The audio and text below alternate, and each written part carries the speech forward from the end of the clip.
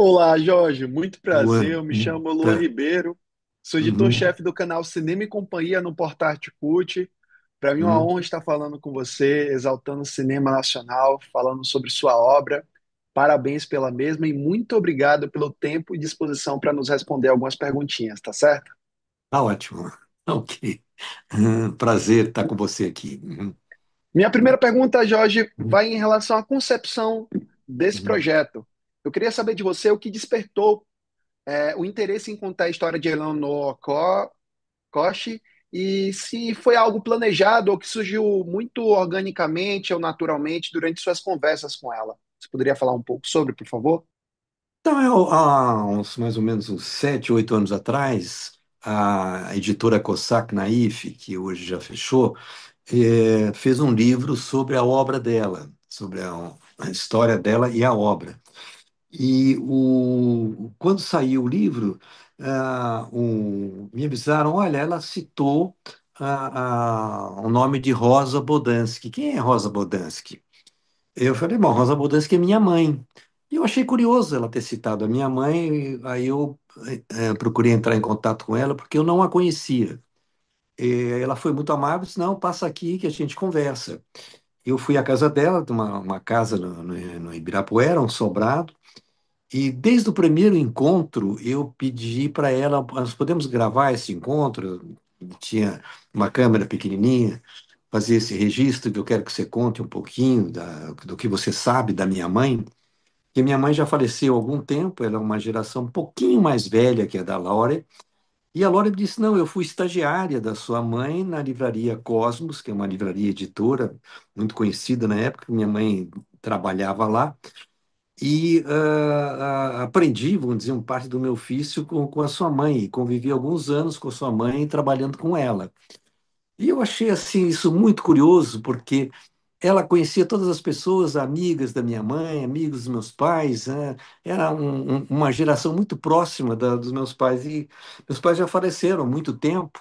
E foi uma oportunidade de conversar com ela e saber um pouquinho mais da minha mãe, aquilo que eu não tinha na época, eu não tinha maturidade para perguntar para minha mãe, né?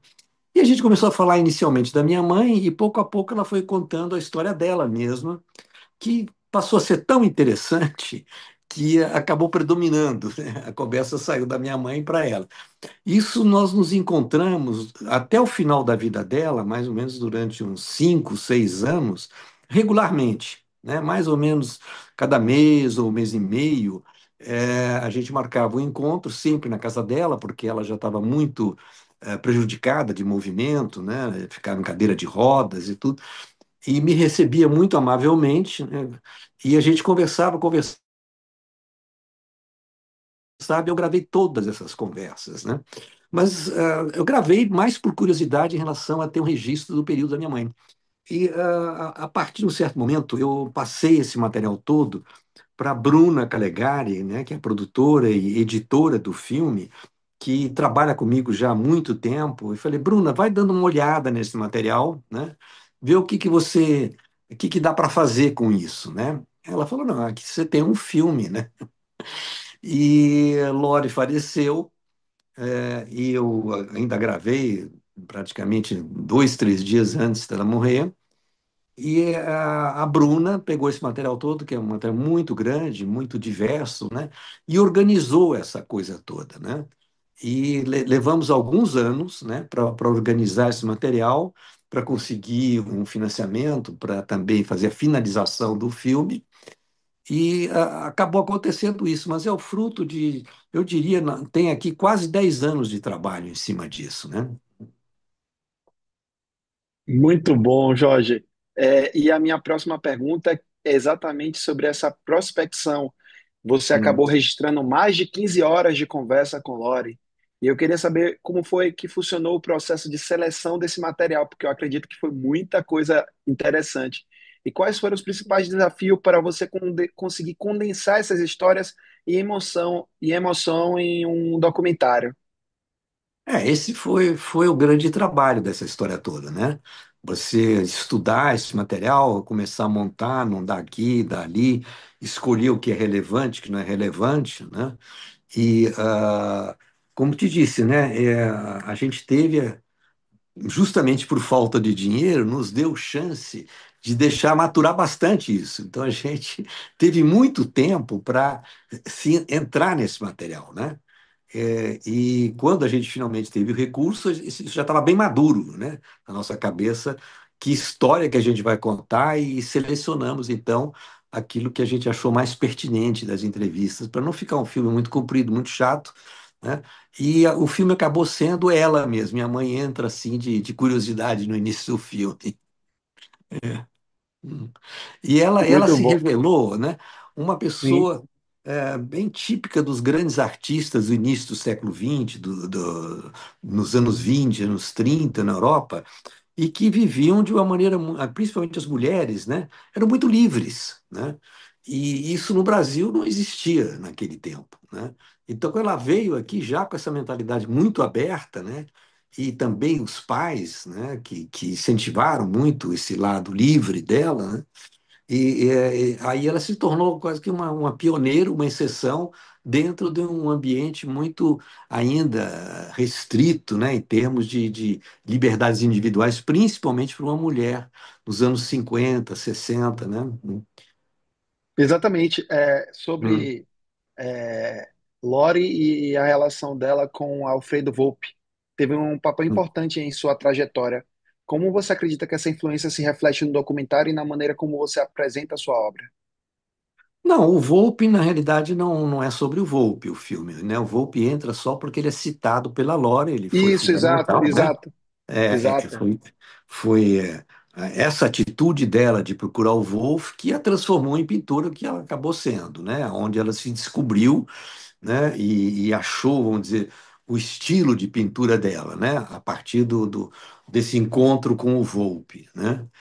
E hoje ela está no mesmo nível do Volpe, né? A qualidade dos trabalhos dela, inclusive o preço dos quadros, né?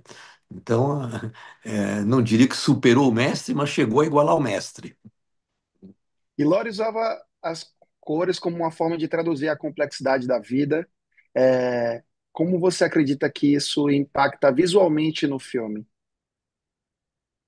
Olha, o filme não é sobre a pintura exatamente, né? A pintura entra como pano de fundo. O filme é sobre Uhum. ela, né? Como Sim, ela é pintora, evidentemente que a sim. pintura aparece. Mas ela mesmo diz, eu não pinto, ela não pintava o sentimento que ela sentia na hora. Ela pintava uma outra coisa, né? A pintura para ela não era uma catarse, né? Ela não descarregava aquilo que ela sentia na pintura. A pintura era uma coisa mais séria, mais consequente, né? Que era trabalhada muito mais a médio e longo prazo do que aquilo que ela estava sentindo no momento. Mas ela era uma pessoa assim que tinha uma procura muito grande em achar. Ela gostava das cores, né? E ela tem um mundo muito particular nas cores dos quadros dela. São cores muito vivas, mas são cores únicas, né? Não é um amarelo qualquer, não é um vermelho qualquer, não é um azul qualquer, né? A gente pode até dizer é um amarelo da Lore, é um azul da Lore, é uma coisa muito, muito dela mesmo, e é única, né? E a combinação dessas cores, porque assim como Volpe, né, são superfícies, né, que se comunicam. Então a cor é tão importante quanto o desenho e o conteúdo da obra, né? Uhum. E depois de ter conhecido tanto, registrado a vida de Lori e soube um pouco sobre o impacto dela, eu queria saber como essa experiência ao todo, Jorge, impactou na sua própria visão sobre arte, memória e envelhecimento. Impactou bastante, né? Porque ela ilustrou aquilo que meus pais viveram, né? E eu sempre tive uma curiosidade muito grande sobre isso, né? Como está bem no filme, né, uma geração de imigrantes, né, que tinham uma vida bastante estruturada na Europa e tiveram que recomeçar aqui, né, num país totalmente estranho, estranho pela língua, estranho pelo momento cultural que o Brasil estava vivendo, que não tinha nada a ver com o momento cultural que se vivia em Berlim, em Viena, em Paris, antes da Segunda Guerra, né? Uhum. Essa curiosidade, eu consegui aplacar essa curiosidade através dos relatos da Lore, aquela vivência da Lore, o que ela me contou, né? E é, tudo impacta, né? Porque o maior impacto talvez seja eu entender a minha mãe, né? Através dela. Ter uma visão diferente do que você imaginava, né? Foi Sim, agregado, bem né? diferente. Bem diferente. É. E, Jorge, Hum. como você é, imagina da importância de lançar esse documentário nos cinemas e qual o impacto que você espera que tenha ao grande público quando sair da sala do cinema, permitir debates, falar sobre a vida de Lori, sobre o que o documentário demonstra em relação à sua carreira, que por hora muita gente não conhece, mas vai começar a conhecer a partir de vivenciar e assistir sua obra. O que é que você espera que ressoe em relação a sentimentos, provoque discussões? Olha, ele provoca muito, né? Porque mexe muito com cada pessoa se identifica em algum momento com alguma coisa da Lore, né? Principalmente as mulheres, né? Então é muito impactante, porque o filme começa assim, tranquilão, tranquilão. Quando acaba o filme, eu noto que as pessoas ficam assim, perplexas, né? Que história é essa? Que mulher é essa, né? E ela atinge muito, né?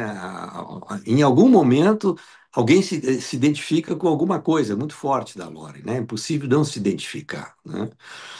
Eu não fiz o filme que numa pretensão assim vamos aí ganhar dinheiro com esse filme. Era um filme ensaio, né? É um filme que surgiu muito modestamente, né? E que a ideia inicial não era nem fazer um filme, isso foi desenvolvido aos poucos, e nós fomos convidados para o Festival É Tudo Verdade do ano passado. E aí houve até uma surpresa para mim, que eu nunca tinha exibido o filme para público, né?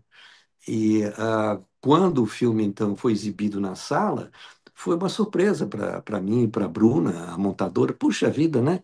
Como as pessoas se impactam com essa história. Aí é que a gente tomou consciência, puxa vida, a história mexe mesmo, né? Então, a partir daí, eu disse, não, esse é um filme que merece um tratamento um pouco maior de um filme, né? Vamos fazê-lo chegar ao público, né? Inicialmente ele foi exibido mais para um público especializado, de psicanalistas e outras organizações, né? Sempre impactando, mas era um público muito mais ligado às questões diretamente relacionadas ao filme. Agora, um público mais amplo, a experiência do É Tudo Verdade nos mostrou que atinge também. Então, estou muito curioso para ver como é que o público que pagante de cinema vai reagir a isso. E Jorge, para a gente finalizar esse bate-papo que passou muito É, rápido, mas foi muito enriquecedor, eu deixo a você a missão de convidar o pessoal a assistir ao seu filme. Então, pode mandar qualquer mensagem que você queira. Fique à vontade. olá, amigos. Eu gostaria muito de convidá-los para assistir o meu último trabalho, As Cores e Amores de Lore. É um trabalho muito intimista, é muito diferente de tudo que eu fiz até agora.